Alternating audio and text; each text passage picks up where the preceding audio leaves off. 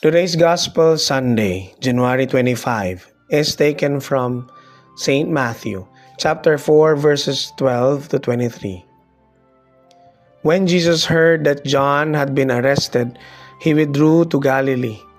He left Nazareth and went to live in Capernaum by the sea, in the region of Zebulun and Naphtali, that what had been said through Isaiah the prophet might be fulfilled. Land of Zebulun and land of Naphtali, the way to the sea beyond the Jordan, Galilee of the Gentiles. The people who sit in darkness have seen a great light. On those dwelling in a land overshadowed by death, light has arisen.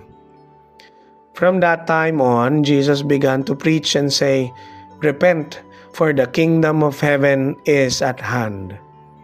As he was walking by the Sea of Galilee, he saw two brothers, Simon, who is called Peter, and his brother Andrew, casting a net into the sea. They were fishermen.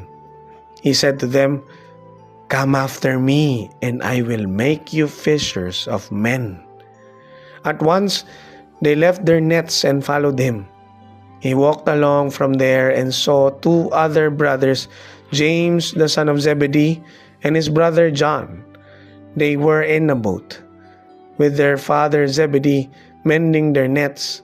He called them, and immediately they left their boat and their father and followed him.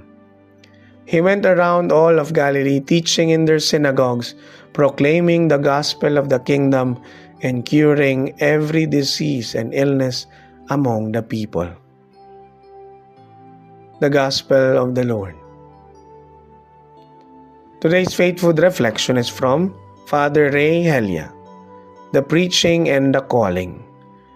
There are two important activities of Jesus in this gospel story.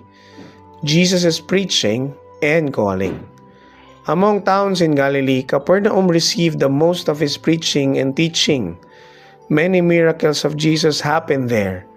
Capernaum was just a small village, but fertile ground for sowing the seed of faith.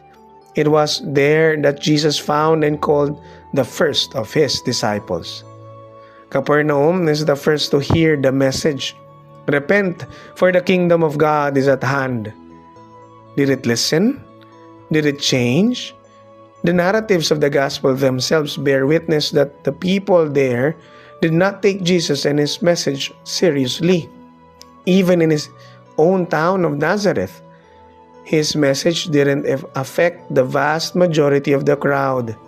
They took offense at him because he was just too familiar and ordinary.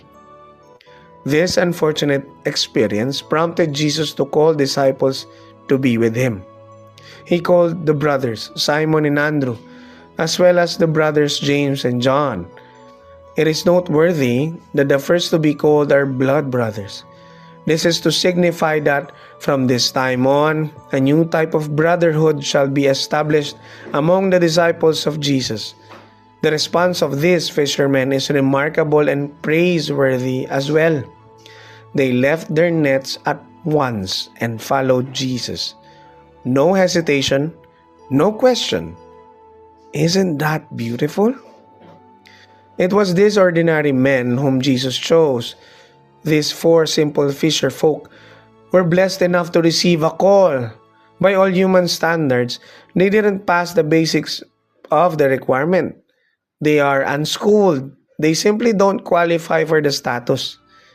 But that's the beauty of it. God did not call the qualified, but qualifies those he called. It is no accident that the first to be called are fishermen. Fishermen because from now on, they will fish for men. A good fisherman possesses qualities which will turn him into a good fisher of men. What are the qualities of a good fisherman?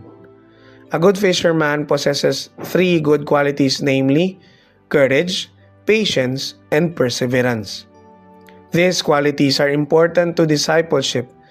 The sea's behavior is dangerous and unpredictable.